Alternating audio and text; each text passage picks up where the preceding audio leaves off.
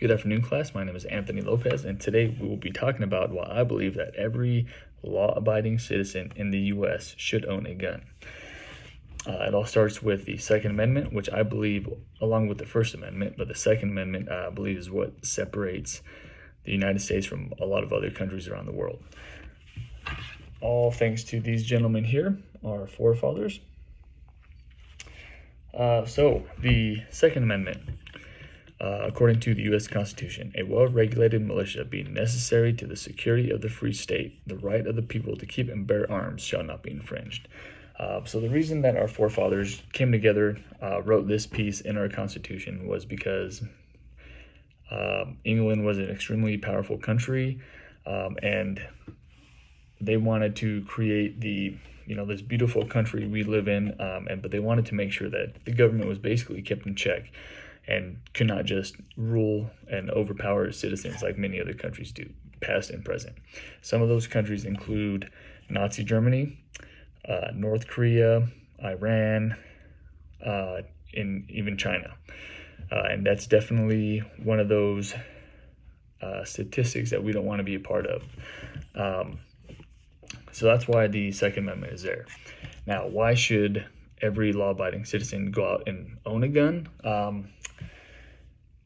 According to Psychology Today, it takes 7 seconds for a criminal to pick out their next victim. And this could be, a lot of times, it's just generally wrong place, wrong time. But a lot of times it's not. A lot of times a criminal knows exactly what type of individual they're going to go to, and they want to go for an easy target, per se. What makes you an easy target? They've done many studies on what you're wearing, how you're walking, what you're wearing on top of your head, or how your hair looks, or what you're carrying, what your body type is. There's a list, and the list goes on and on and on. However, what does not make you an easy target is carrying a firearm, carrying a gun. There's pepper spray, there's some knives, there's other tasers, things that other people carry. But if you ever have to utilize any of those, pepper spray, taser, those things are just meant to give you a little bit of free time so you can get away from whatever scenario you're in. A gun, however, is going to put an end to that criminal right then and there, especially if you know how to properly use a gun. Looking back at our gun rules and gun laws that have become more strict over the years, which I'm all about. We do need strict gun laws because there's people out there who own guns who shouldn't own guns, whether they're mentally unstable, zero training on the firearm, and they wish to do other people harm. They in a sense, they are that criminal that we're carrying a firearm for, in case they were ever targeted ourselves. But when it comes to statistics, especially mass shootings, 98% of mass shootings happen where there's a gun-free zone. However, if you are a law-abiding citizen, you have your permit for your gun, you have your go through a concealed carry course, you have your concealed carry card, you can carry that firearm anywhere you like. And there's instances, like I think the last one on the news anyway, was in Texas, where a gunman entered a church, started shooting as soon as he walked in, and one of the first law-abiding citizens who was carrying a firearm was in the second or third row, pulled his gun out and eliminated that threat before he can do further damage.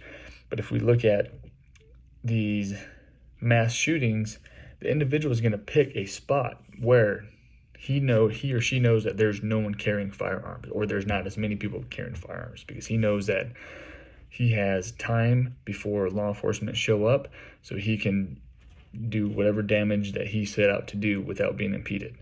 But if there's citizens who are carrying firearms, that gunman will not be able to carry out his destructive plan.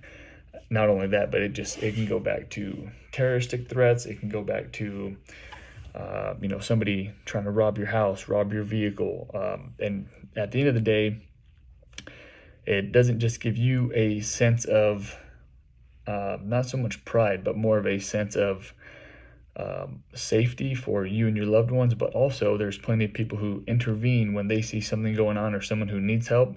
They can intervene with that criminal, and they could essentially stop that entire